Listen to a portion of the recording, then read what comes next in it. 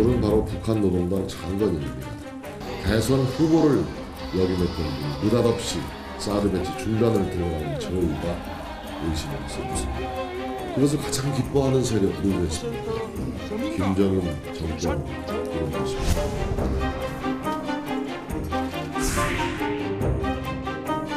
대한민국이 북한과의 대화를 하더라도 사드 배치와 한미 동맹의 기반 위에서만 가능한 것이라고 저는 생각합니다.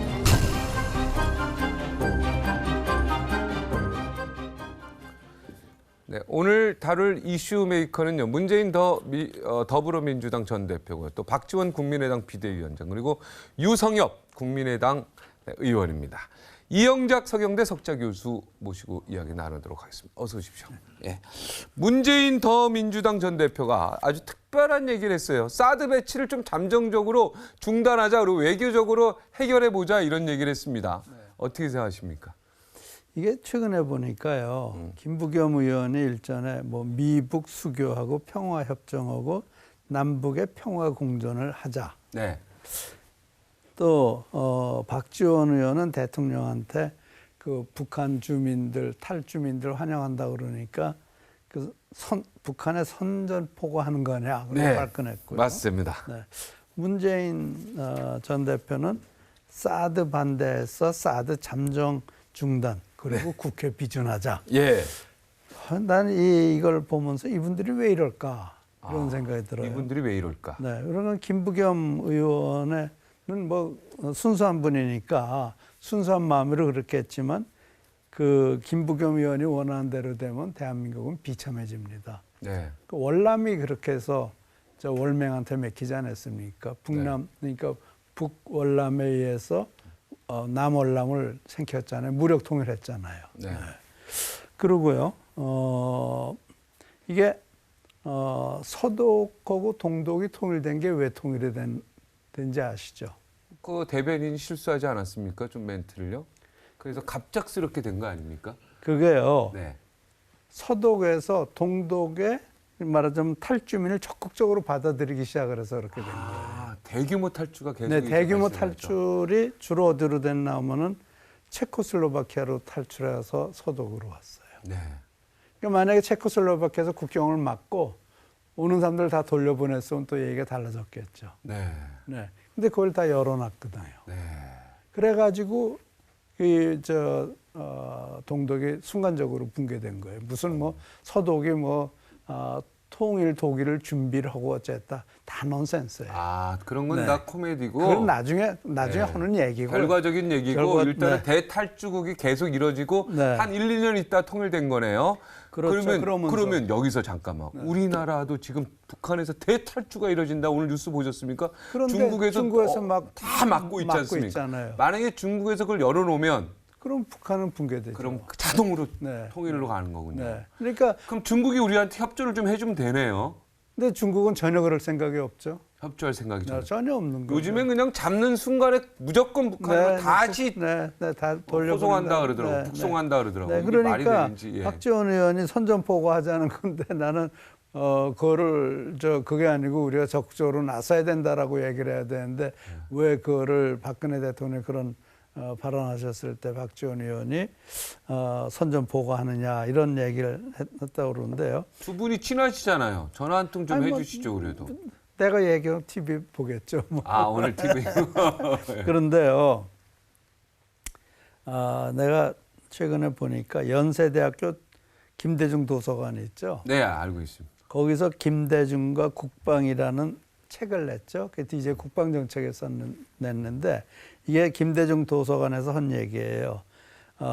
김대중 대통령은 한반도 평화를 구축하기 위해 북한과 화해 협력을 추진했지만 그러한 정책이 한국의 안보를 위태롭게 하지는 않았다. 네. IMF 경제 위기에도 국방 예산과 국방 전력을 증강했고 한미 동맹 체제를 긴밀하게 유지하면서 대북 군사력 억지력을 강조해왔다고 그 김대중 분석을 했는데 그렇게 분석을 했어요. 네. 근데 문 전 대표의 주장은 DJ와 역행하는 거죠. 어떤 부분이 그랬어요? 그런가 하면 DJ는 대북 군사력 억지력을 강화했다고 그랬거든요. 근데 지금 사드를 설치해야 되는데 설치하지 않겠다. 하지 말자 또는 중단하자. 이게 한번 일단 중단되면은 다시 시작이 발동에 걸리겠어요. 대북 억지력 강화가 아니라 대북 억지력 약화로 가고 있다. 약화로 가고 있는 거죠. 김대중 대통령의 생각과 정반대로 가는 거죠. 그러니까 김대중 대통령 우리 남북 평화가 필요하다. 그러나 우리는 군사 억지력도 가져야 된다. 이 두 가지였단 말이에요. 네. 근데 사실 이 문 전 대표는 제가 볼 때는 실패한 햇볕 정책을 좀 추구하고 있는 거거든요. 네. 그리고 햇볕 정책을 위해서 국방을 약화시키자? 이게 말이 돼요. 그리고요, 대화하자는 게 1994년도부터 우리 정부는 대화했잖아요. 대화 중단이 왜 됐어요? 2006년에 핵실험하면서 노무현 대통령. 네, 노무현 대통령 당시에 그러면서 그 전에 캐도라는 게 있었죠. 네. 캐도가 그게 한국, 미국, 일본, 한미일이 북한 경제를 도와준 그 그렇죠. 기관이었잖아요. 우리가 그때 파견 나가 그랬어요. 한전에서 네, 나가가지고 도와주고 막. 우리 그때 돈 많이 썼어요. 네, 그 이상의 외교적 시도가 더 어디 있겠습니까? 네. 그럼 중국은 들어오지도 않았어요. 한미일이 주도를 해서 북한을 원조하고 도와주고 우리가 거의 우리 돈으로 했죠, 사실은. 그 일본도 많이 투자했어요. 일본도 했나요? 네, 그래서 경수로를 시작을 하다가 결국 중단됐잖아요. 네. 북한 때문에. 그러니까 그런 걸 봤을 때 이게 북한과 어떻게 그 이상의 어떻게 대화를 하자는 거예요. 그리고요. 네. 그때 문재인 후보는 대통령 비서실장이었습니다. 그죠? 아니, 그러니까 그러니까 대통령 네. 비서실장이었을 때도 외교적으로 역할을 못했다는 얘기 아니에요, 결과적으로. 그렇죠. 네, 네. 근데 네. 이제 와서 외교적 역할을 이거 사드 배치하고 하자. 그때 높으신 자리에 계셔서 핵심적인 자리에 내용은 노무현 더 잘할 대통령을 텐데 더 잘 많이 하실 텐데. 어떤 사람보다도. 네. 네. 그때 저도 청와대 출입기자를 하고 그래서 있었거든요. 그래서 네. 이게 지금 말이 되는 소리인가? 이분이 대통령 비서실장까지 하셨는데, 네. 그죠? 그렇죠. 그때 하셨어야지. 그럼 그때 외교적 역할을. 그렇죠. 예. 근데 외교적이 안 된다는 걸 알 텐데 예. 청와대에 있었고 예. 또 노무현 대통령을 직은해서 모셨고 그렇죠. 직원에서. 또 캐도가 실패하고 결국 캐도가 폐기되는 과정을 다 지켜봤을 텐데 네. 그런데 이제 와서 다시 또 외교적으로 하자? 아니 1994년도에 미국과 북한이 제네바 협정을 맺은 거 이상의 네. 그 김부겸 의원이 무슨 수교를 하자고 그러는데 그 이상의 좋은 기회가 어디 있었어요? 그 기회 다 날려버렸죠. 네? 그리고 한국, 미국, 일본이 뭐 한국이 주도가 됐건 누가 어떻게 됐건 간에 한국, 미국, 일본이 주도가 돼가지고 캐도라는 기관을 만들어서 북한을 도와줬단 말이에요. 네. 그 이상의 햇볕 정책이 또 어디 있어요? 그렇죠. 그럼에도 불구하고 그것이 2006년도에 실패를 했어요. 네. 그거를 그 가장 지근거리에서 본 분이 지금 다시 또 이제 그런 와서 얘기를 그 얘기를 한다는 거는 예. 이게 보면 DJ는 햇볕 정책을 추구했지만 그렇다고 해서 국방을 소홀히 하지 않았다.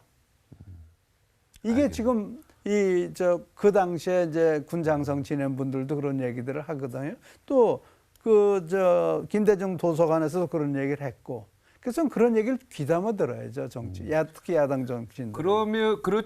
그렇지 않으면 네. 더 민주에서 뭐 김대중 대통령의 정신을 이어받는다 이런 얘기를 빼버리든가 그럼. 그렇죠, 그걸 그죠? 빼야죠. 지금 김대중 대통령의 정신을 이어받으면 김대중 네. 대통령에 대해서 어떻게 했는지 역사적으로 했는지 정말 공부를 좀 하고 얘기해라 이런 말씀이시잖아요, 교수님. 그렇죠. 역사적 그렇죠. 시각이 있어야죠. 정확하게 지각하고 지각해야죠. 대충 얘기하지 마라. 아니 캐도가 누구 때문에 시작을 했고 누구 때문에 문이 닫은 거예요. 나는 김부겸 의원도 답답해요. 네. 왜 그런 과정을 공부를 했어요? 공부를 안 했기 때문에 그런 소리 하는 거예요. 공부를 하고도 그런 소리 하는 거예요. 공부 안 했으니까 그런 소리 하는 거 그럼 아닙니까? 공부 좀 해야죠. 공부 좀 해라. 남북 문제에 대해서 역사적 시각이 없는 사람이 어떻게 대권을 도전하겠다는 거예요. 남북 문제에 대해서 역사적 인식을 제대로 갖추기 위해서는 공부 좀 해라. 그리고 그렇죠. 김대중 대통령이 도대체 어떤 남북 정책을 제대로 펼쳤는지 그냥 햇볕이라고 단어만 알면 안 된다 이런 얘기 아니에요. 아니 이게 불과 며칠 전에 김대중 도서관에서 나온 출판한 얘기인데. 책은 안 읽더라도 거기서 나온 성명문이라도 읽었으면은 되는 거 아니에요? 이게 성명문에 나온 그런 얘기니까 성명문에 책은 나오는 아니더라도 거예요. 책에 이런 네. 내용이 있대요. 네. 저도 읽어보진 못했어요. 6.15 선언 행사는 1년에 한 번씩 해가지고 전부 만나서 네. 악수하고 거기 이름하고 다 네. 하지 않았습니까? 그거는 하지만 예, 왜 요 성명서도 안 읽냐? 네. 공부 좀 합시다. 네. 공부를 해야지 유권자들한테 할 얘기가 있죠. 네. 내가 사실 뭐예요? 우리 박정진 앵커한테 하나 여쭤볼게요. 네네. 지난번 대선 때 문재인 후보가 왜 패배했어요? 야. 박근혜 후보가 뭐를 잘해서 당선됐어요? 그때 토론회 할 때 문재인 후보가 좀 이정희 후보한테 좀 너무 과하지 않습니까? 이거 한마디만 하면 또 합격이 글쎄, 당선이 그런데요. 되지 않았을까라는 사람들도 있었고요. 그런 얘기도 있었고. 선거하는 날 네. 오후 늦게 할머니 할아버지들이 투표를 하러 갔잖아요. 오후 늦게 5시 네. 이후에 네. 원래 그래- 4시까지는 지금 와서 하는 얘기지만 네. 방송국 출구조사에서 문재인 후보가 이겼다 이런 얘기가 있었어요. 그런데 네. 왜 오후 4시 이후에 네. 그 투표들 하러 갔어요? 그때 50대 여성분들이 굉장히 50대, 많이 나왔다. 60대 60대. 노인네들이 왜 그랬어요? 글쎄요. 그때 그분들이 뭐 박근혜 대통령이 되면 복지를 잘해줄 것 같아서 거기 갔겠어요? 그건 아니죠. 그건 아니죠. 네. 이 안보에 대한 불안감, 안보에 대한 불안감이 그분들을 투표장으로 몰고 간 거예요. 네. 예. 이번에 이제 국회 선거에서 여당이 졌다고 그래가지고 그래서 이제 좀 야당에서는 다음 선거는 우리 이긴다라고 생각하고 있다. 그건 큰 오해예요. 왜 그런가 하면요. 이번에 전국적으로는 이겼잖아요, 야당이요. 야당이 이겼죠. 여당이 비례대표에서는. 여당이 이겼나요? 이거 33.6% 받고 1등 했다는 얘기죠. 1등이죠. 예, 예. 1등 이기는 거 아니에요, 네네. 대선에서. 네네. 네? 그러면은 왜 그렇게 되느냐? 그거는 야당에 대한 불안감 때문에 그런 거예요. 각 지역구별로 후보를 봤을 때, 저 후보는 정말 뭐 친박 어쩌고 저쩌고, 뭐 진박이니 오고 와서, 난 저 사람 마음에 안 들어. 하지만 그러나 당 전체를 놓고 봤을 때는 역시 무슨 개성공단 다시 열겠다, 북한의 햇볕 정책을 펴자 그런 사람들 불안하거든요. 네. 그러니까 비례대표에서 여당을 일당으로 만들어준 거예요. 그것이 대통령 선거는 전국 선거지 지역구 선거가 아니잖아요. 그러니까 문재인 대표도 그렇고 야당도 그렇고 왜 지난번에 박근혜 대통령이 이겼냐를 아주 냉철하게 하고 북한에 대해서 생각해야 돼요. 예, 이거 측근들이 특히 문재인 후보 주변에 계신 분들이 네. 오늘 이 프로 보고 뭐가 문제인지 왜 졌는지를 다시 분석을 해라. 네. 이게 바로 안보 부분에 대한 불안 때문에 50대, 60대, 70대가 다 나온 거다. 4시 이후에. 네. 예. 그럼 차기 대선에서 그렇게 안 될 거라는 것이 어디 있어요? 그렇죠. 또 반복될 수 있다. 자, 요 인터뷰 한번 보시고요. 네. 질문 한번 드리겠습니다. 예, 요즘에 문제가 되고 있는 김재동 씨 얘기인데요. 예, 한번 화면 한번 보시죠. 제가 아주머니 여기 서세요 하셨던 분이 군사령관 별 4개짜리 사모님이었어요. 그래서 제가 영창을 13일을 갔다 왔습니다. 정말 희롱하고 조롱한 것으로 군에 대한 신뢰를 굉장히 실추시키고 있습니다. 진실이 중요합니다. 진실을 파악해서 다음 종합국감 때 좀 알려주기 바랍니다. 언제든지 부르신다니까요. 진짜로. 근데 제가 실제로 얘기를 시작하면 못 참아줄걸요. 더 있는데 진짜 저 불러서 이야기 시작하면 감당하실 수 있겠습니까? 네, 이거 혹시 보셨어요? 김재동 씨? 그거나 하도 전혀 모르는 얘기예요? 아니 봤는데요. 네. 그 아줌마라고 불러서 영창 13일 갔다고 하는데 이제 그게 아니라고 그랬죠. 그거는 웃자고 한 얘기라면서요. 네, 웃자고 하는 얘기인데 왜 죽자고 담배 물릴까? 그래도 네. 그래도 그 당시에 사성 장군이 그 연도수도 있고 다 있어서 네. 이건 그래도 웃자고 할 수는 없는 얘기다. 이건 사실을 밝혀야 된다. 이렇게 지금 나오고 있거든요. 이건 물론 저도 웃자고 그거 들었어요. 웃자- 웃자고 들었는데 그런데요. 이게 심각하게 돼서 그거는 국감장까지 왔단 말이에요, 이게. 심각하게 만드는 것이 문제죠. 그걸 왜 심각하게 만들어요, 그거를? 그냥 웃자고 네, 넘기면 저거는 되는데. 말도 안 되는 소리인데 국감에서 그러고요. 네. 나는 저런 걸 보고 열광하는 그 사람들. 그 유권자 계층들이 네. 정말 한심해요. 네. 왜요? 그런가 하면은 대한민국 국방과 안보를 아주 희화시키는 거 아니에요. 네. 대한민국 군인을 만화로 만들어서 뭐를 얻고 뭐가 어떻게 더 되겠다는 거예요. 그러니까 저는 저걸 보면서 정말 그 저런 거에 열광하는 부류가 있다는 것 자체가 참 딱하다는 생각이 많이 들어요. 예. 네. 우리나라 국군을 저렇게 네. 희화시키고 그러면 안 된다. 그렇죠. 그러니까 그러면 저 안 되는 거죠. 대장이 아줌마라고 했다라고 13일 영창을 보냈냐 안 보냈냐 이거에 대해서도 굉장히 그러니까 좀 내가 확인하고 싶은 거야. 백승주 저 부분이 네. 국방부 차관 아니, 출신이거든요. 그래도요. 네.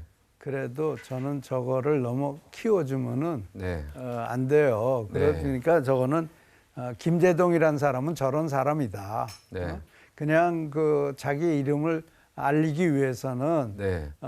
자기를 따라다니는 사람을 만족시키기 위해서는 열광시키기 위해서는 할 소리 못할 소리 없이 다 말할 수 있는 그런 사람이다.